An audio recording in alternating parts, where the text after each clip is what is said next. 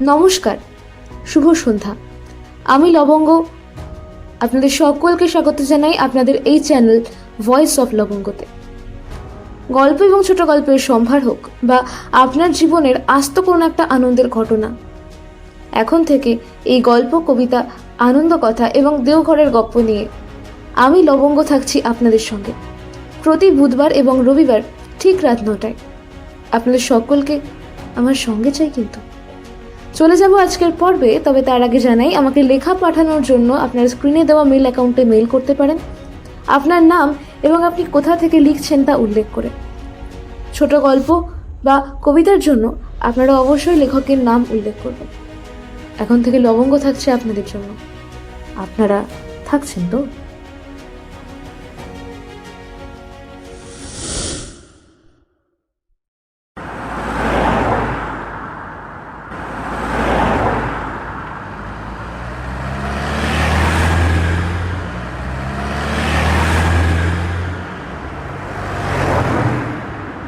রাত্রির অন্ধকার বিদীর্ণ করে ছুটে চলেছে কত গাড়ি। একটু পর পরেই শোনা যায়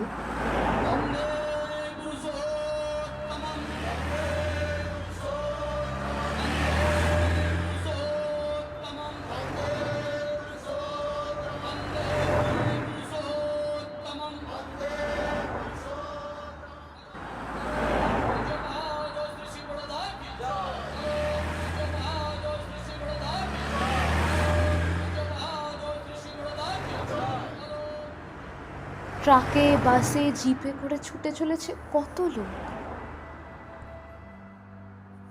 বিছানায় শুয়ে আছে মায়া, চোখে ঘুম নেই। আমাকে কটি টাকা দাও না, দর্শন করে আসি। ওই দেখো কত লোক ধ্বনি দিয়ে চলে যাচ্ছে ধর্মনগর। আমার হাত যে আজ একেবারে খালি। আমারও তো ইচ্ছে হচ্ছে, কিন্তু জানি না পরম পিতার কি ইচ্ছা।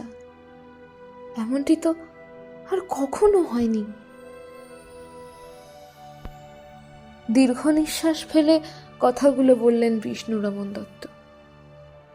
বিষ্ণুরমন দত্ত কবিগাল, কবিগান করে বেড়ান, এই তার নেশা ও পেশা। মায়ার বাবা কবিগানে তারই সহযোগী ছিলেন। বিষ্ণুরমনের ইষ্টনিষ্ঠা, তার সহজ সরল ভাব মুগ্ধ করে মায়াকে। মায়া চিরদিনের জন্য বিষ্ণুরমনের মায়ায় বাঁধা পড়ে। মায়ার বাবা মুসলমান, বিষ্ণুরমন হিন্দু, কিন্তু সমাজের বাধা তাকে দমাতে পারেনি। অন্য কারোর সাথে শাদী হলে শ্রী শ্রী ঠাকুরকে তো পাওয়া হবে না। সমাজের ছেড়ে ঠাকুরকে হারানোর ভয়টাই ছিল মায়ার বেশি। আমাদের চেয়েও কত গরিব লোক তাকে দর্শন করে চলে আসছে। মাত্র কটি টাকাও কি তুমি দিতে পারো না? অভিমানে মায়ার গলার স্বর ভারী হয়ে ওঠে। তুমি তো সবই জানো, থাকলে কি আর তোমাদের নিয়ে যেতাম না? মানুষ কত দূর দূরান্তর থেকে ছুটে যায় যাকে দর্শন করতে। পরমপিতার চরম প্রকাশ যার মধ্যে, তাকে কাছে পেয়েও বঞ্চিত হব তা কখনো ভাবিনি।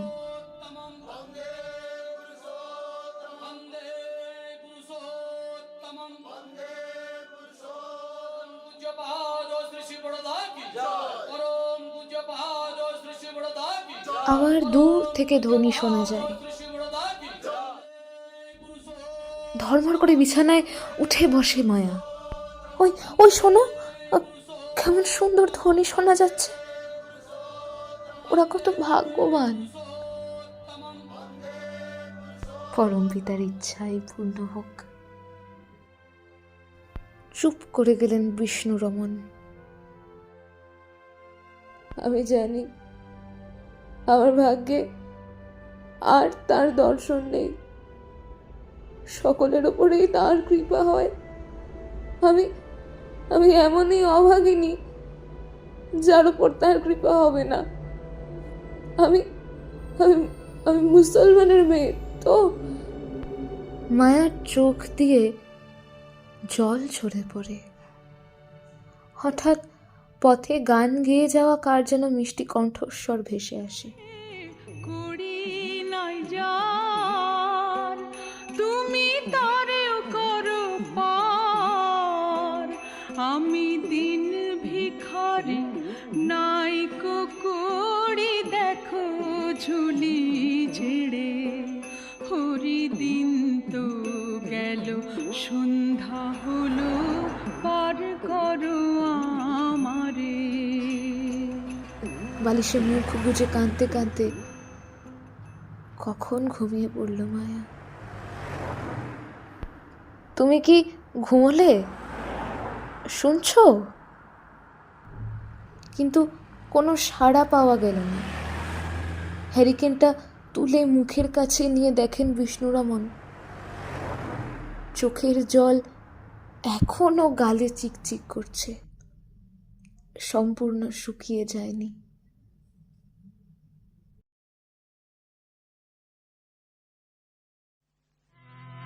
राधा स्वामी नाम जगावे सोई तरे, कल कले सब नास, सुख पावे सब दुख हरे। ऐसा नाम अपार कोई भेद न जानई, जो जाने सो पार बहरन जग में जन्मई। राधा स्वामी गायक जन्म सुखल कर ले, यही नाम निज नाम है, मन अपने घर ले। बैठक स्वामी ঘুমহীন গহীন রাজ্যে ধীরে ধীরে জেগে উঠছে ধর্মনগর সৎসঙ্গ মন্দিরের গম্বুজ। চারিদিক লোকে লোকারণ্য। মন্দিরের বারান্দায় বসে আছেন এক দিব্যকান্তি পুরুষ। ভক্ত দর্শনার্থীদের উপচে পড়া ভিড়। ভেতরে প্রবেশের কোনো উপায় নেই। ভিতরে ঢুকতে চাচ্ছে মায়া, কিন্তু ঢুকতে পারছে না। হঠাৎ তিনি তাকে ডাক দিলেন। তার ডাক শুনে মায়া ভেতরে ঢুকতে যাচ্ছে, আর তখনই ঘুমটা ভেঙে গেল। দেখে ভোর হয়ে এসেছে। মনে তার আনন্দ ধরে না। দর্শন করতে যেতে পারেনি, কিন্তু স্বপ্নে তো তিনি দয়া পরবশ হয়ে দর্শন দিয়েছেন। এইভাবে না যেতে পারার জ্বালা। যতই ভুলে যেতে চায় মায়া, ততই দর্শনের লালসা তার আরো তীব্রতর হয়ে ওঠে। মন কোথায় যেন উড়ে গেছে। কিছুই আর ভালো লাগে না। দুপুর হয়ে এলো। ঘরের ছায়া ক্রমশ ছোট হয়ে আসছে। হঠাৎ মায়ার মনে পড়ল, স্নান তো এখনো করেনি, আনেনি জলও।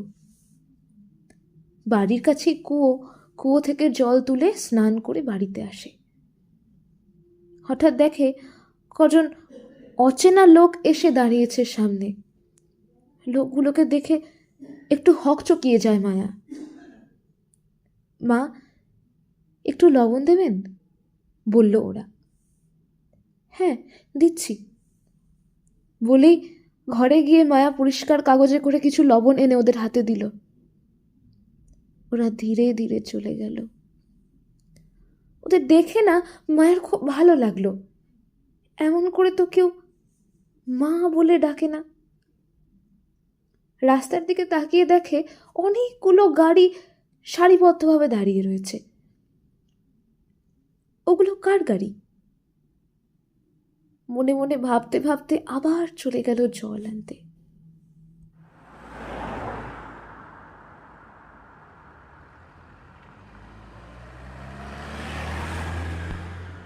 ধর্মনগর থেকে সারি সারি গাড়ি ত্রিপুরার রাজধানী আগরতলা অভিমুখে যাচ্ছে।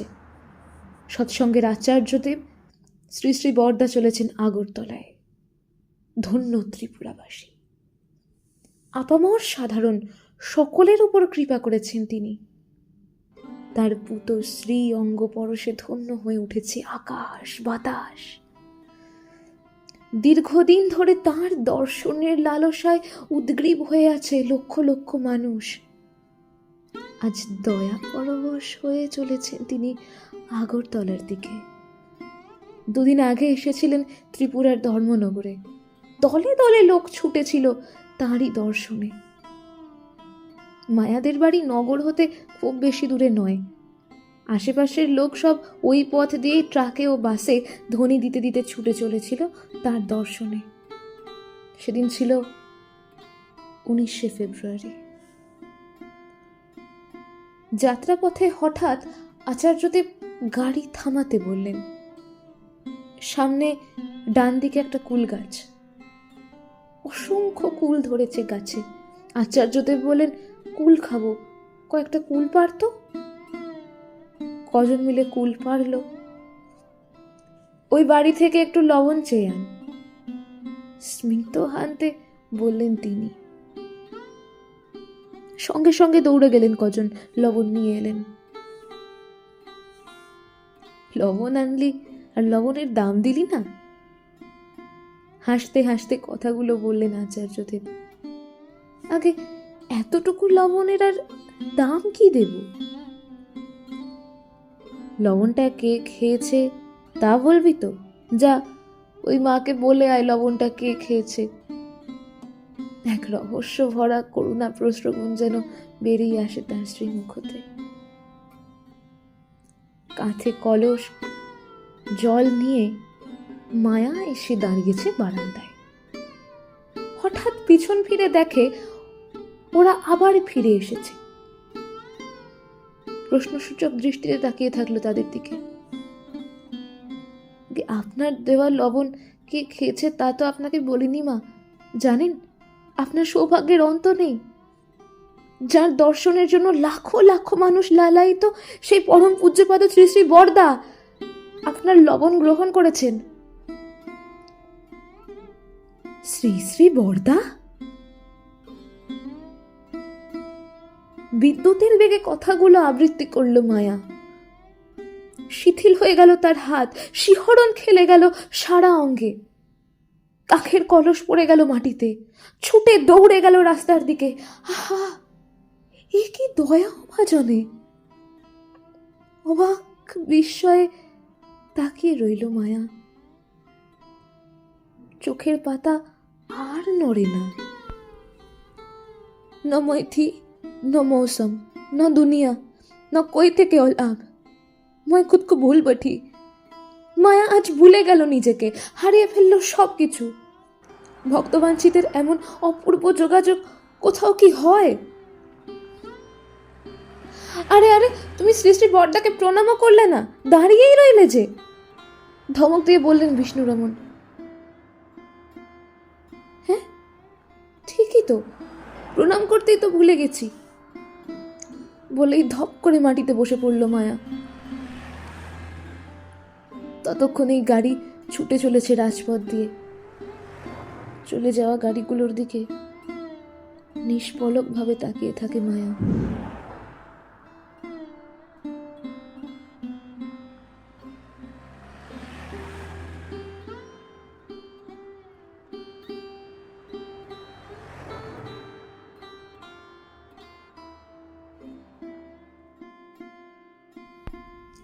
বেশ কবছর কেটে গেছে দেখতে দেখতে। ধর্মনগর যাওয়ার পথে একদিন খোঁজ নিলাম এই মায়া দত্তের। আমার খবর পেয়ে বেরিয়ে এলেন বাড়ির ভিতর থেকে। মা, কেমন আছেন জিজ্ঞাসা করলাম। তার দয়ায় ভালোই আছি। আপনার উপর যে তার কত দয়া, স্বয়ং দর্শন দিলেন আপনার বাড়িতেই। দয়া ছাড়া আর কি হতে পারে? এ তো অহৈতুকী দয়া। এখন শুধু ফুল দিয়ে আসন সাজাতেই ব্যস্ত, কে যেন বলল। মা তো খুব ভক্তিমতী, তাই ইষ্টের আসন সাজান, বললাম আমি।